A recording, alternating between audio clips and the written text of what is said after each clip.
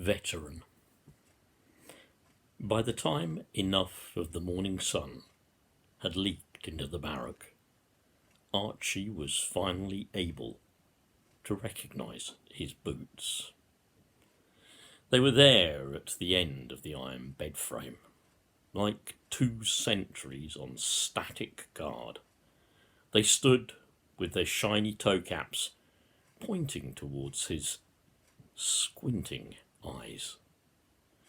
Archie regarded them with a sense of achievement and relief. Achievement that they had been blacked, buffed, spit and polished, and relief that he had managed their transformation from jungle mud-stained to parade ground ready just in time. You see, Archie and his squad were out on the town last night.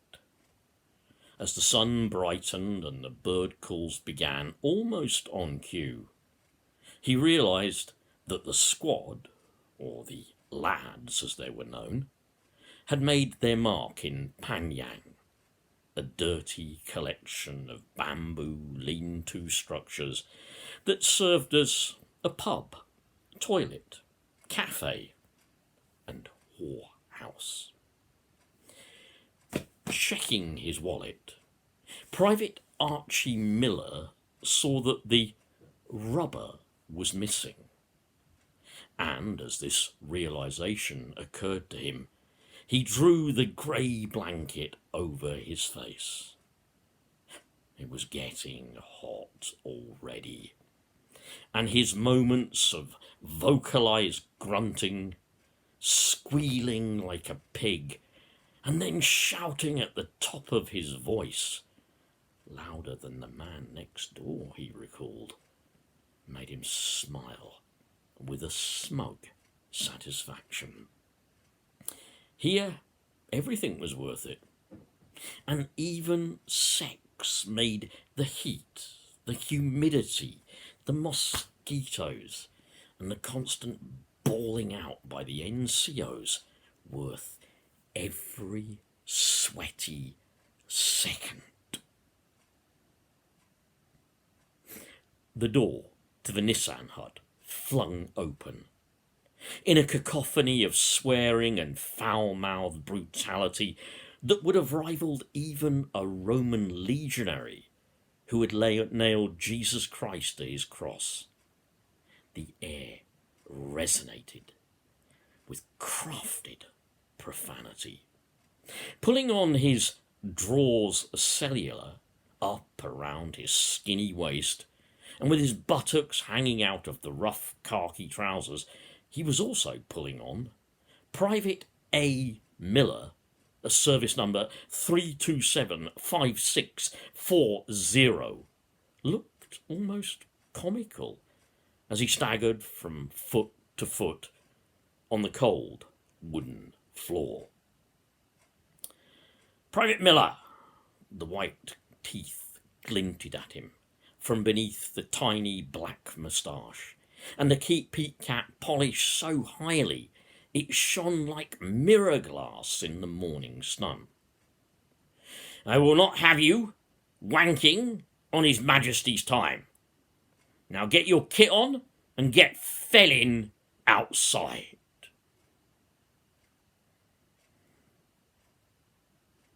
The sergeant left in a flurry of curses and other admonishments.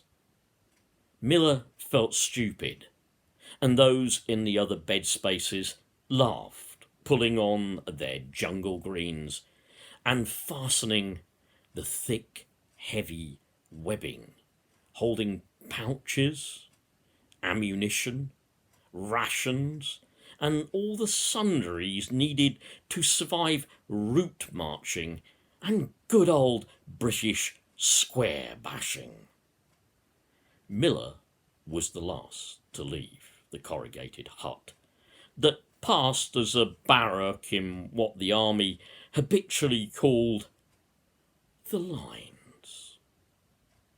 He almost fell down the last of the 3 concrete steps that led to the parade square. Shuffling sideways along the broken asphalt, Archie took his place, quite literally, with the rank and file. Like everything in the army, the line was orderly, squared away and tight. He always occupied the same position. As a short man, he was front rank, second file. Behind him, the other gunners drove their equally bald boots into the grounding crunch that was the attention position. Another order was barked, and the air hung silent, waiting for the next act or event to be determined for the day. "Officer on parade!" screeched a tall man in a red sash, carrying a brass-tipped pace stick that he then snapped to his side of his perfectly pressed uniform trousers. "Tell the men to stand at ease," said the officer, as he drew up alongside the man in the red sash. The colour sergeant gave the command, and the block of 20 figures of varying builds and sizes changed their positions as one unit. They now stood with their feet about a foot apart, their weight balanced, and their hands held steady behind their backs. The position was more relaxed, but not casual. Like all of those movements, it had become muscle memory and somehow bonded the men as a unit. Drill, as the army called it, was conditioning, and it prompted instant compliance to any command, from a simple left turn to the execution of the order to open fire. Archie hated drill. Many men did. And square bashing, as it was called, was a regular cause of complaint.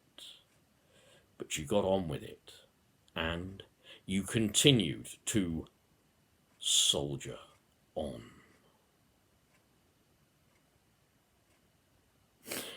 The officer began to speak, his voice audible over the background noise and around the parade square.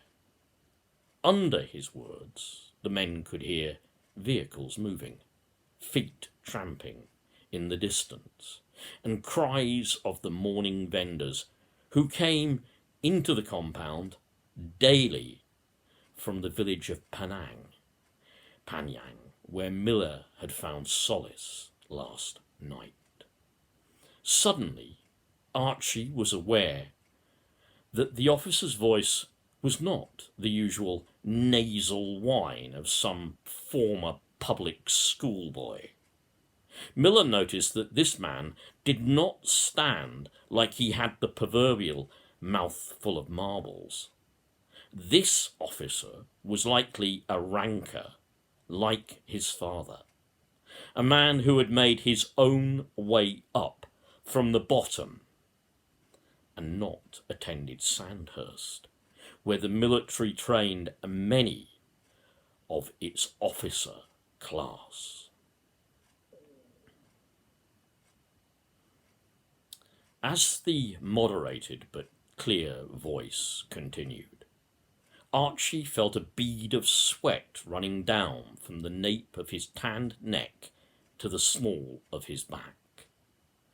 His jungle green shirt pressed like cardboard against his chest. As he listened, Archie knew he'd always be a ranker. He'd never make a mark, but he'd be there to dance and fret his time upon the stage. He remembered his own father quoting Shakespeare to him when he was a boy in short trousers. And he knew he'd fill in a scene or two. So far, his performance had been totally unremarkable. And as he picked up the officer's warning about counterinsurgency and asymmetric warfare, his feet seemed to swell in his boots with the ever-increasing heat. Hardly noticeably, he shifted his weight on the balls of those same sweating feet. The officer was finishing his speech with a flourish when suddenly Archie looked up, and directly above the man front and centre, over his head, Archie saw a plume of smoke in the distance and heard a loud thump. This was followed by thwacks, which he knew to be small arms fire, and further thuds. Worse still, he knew these to be artillery rounds. Instantly, a voice shouted, "Take cover!" The group broke ranks and scattered like ball bearings from a broken hub towards the slip trenches. As he located the nearest cover to himself, Archie threw himself down flat under the raised body of a supply truck. No sooner was he staring up at the blackly greased engine block than he felt concussions shaking the ground beneath his heaving back as he struggled to breathe. Clutching his helmet and straining to keep his mouth open to avoid his eardrums rupturing from the shockwaves and blast, Archie felt cold fear, which he knew could instantly turn into panic. Trying to unscrew his closed eyes, Miller saw a shard of red-hot metal hit the officer who was speaking and split him in two like a side of meat on a butcher's block. The frightened gunner watched as his entrails poured out like offal onto the tarmac, leaving behind a steaming, bloody mess of smashed bones and a stench that instantly overwhelmed him. Grabbing his helmet, Archie coughed and retched up only bile from last night's drinking and whoring. It was as if his world was being spun by some sort of giant hand. Moments later, Gunner Miller blacked